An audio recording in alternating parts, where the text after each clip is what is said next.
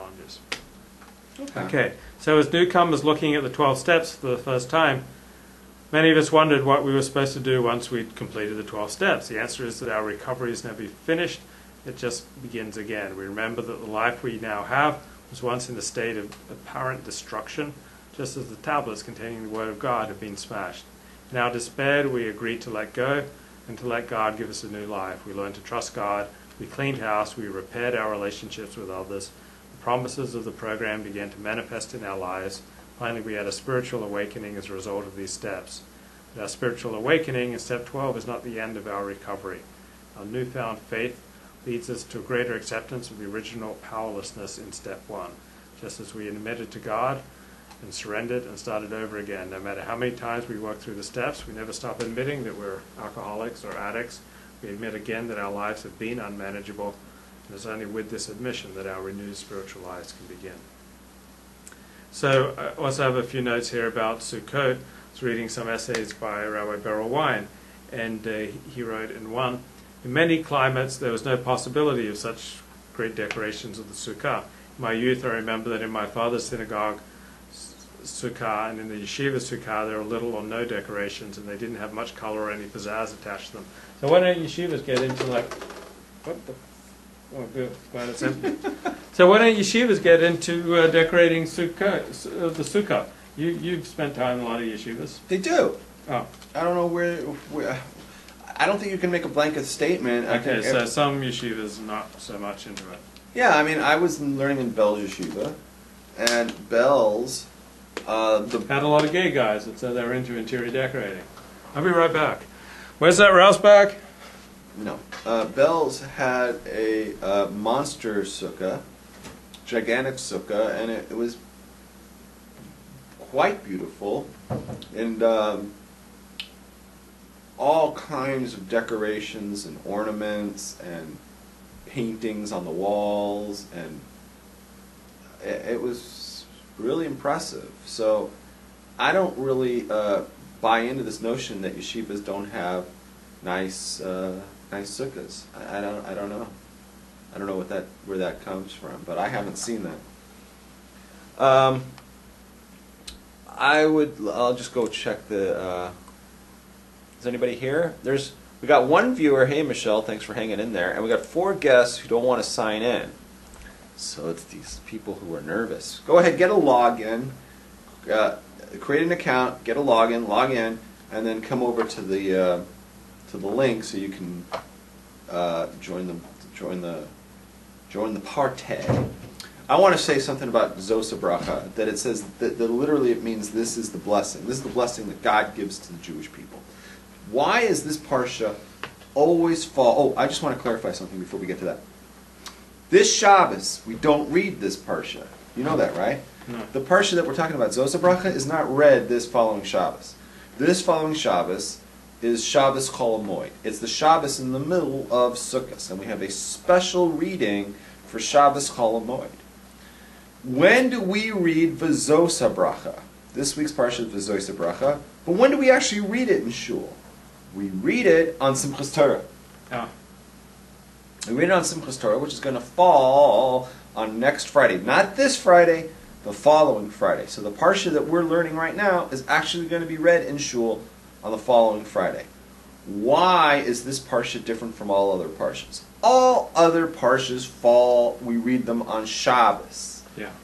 The Parsha is V'zos HaBeracha, which is the last Parsha of the Chumash, of the scrolls. This is the final one, lady.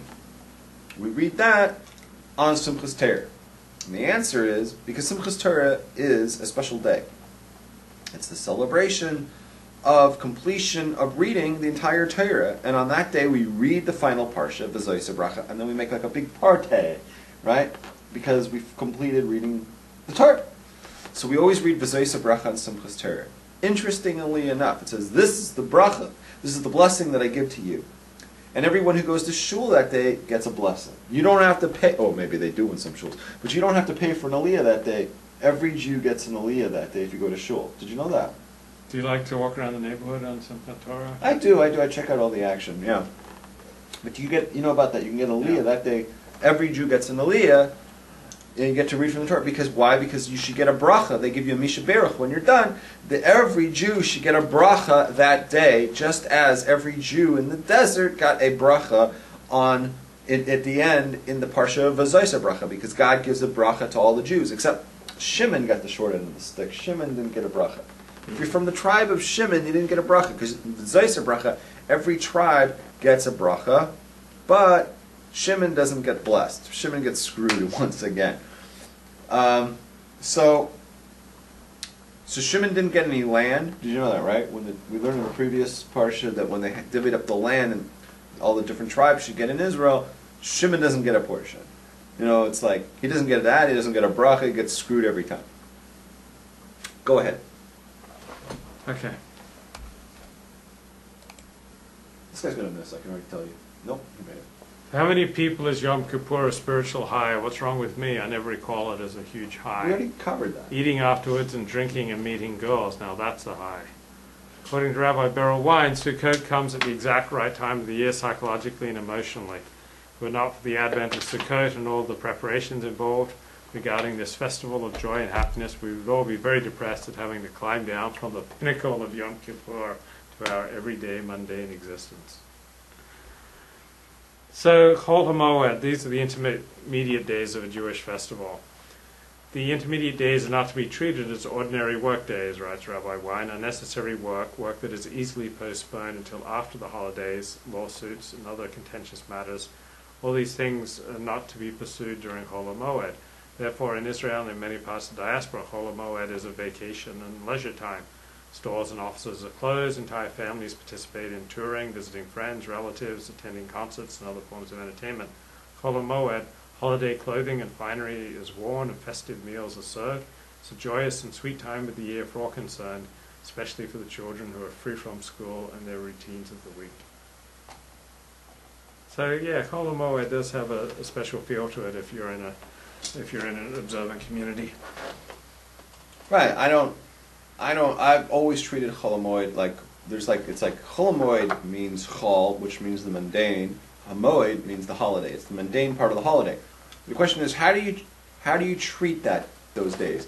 Do you treat it like a Chol, or do you treat it like a Moed? Do you treat it like every other day and just go about your business?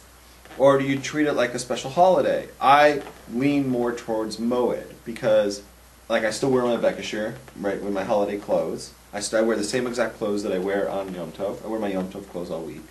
I don't put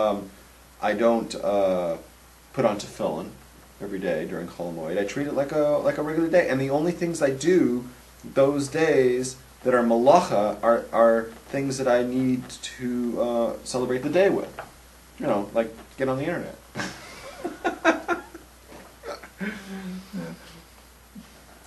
I think I'm done. All right. There's nothing there in the chat room. I can see that. So Let me see the chat room real quick. We still got these 4 guests that refuse to listen to me.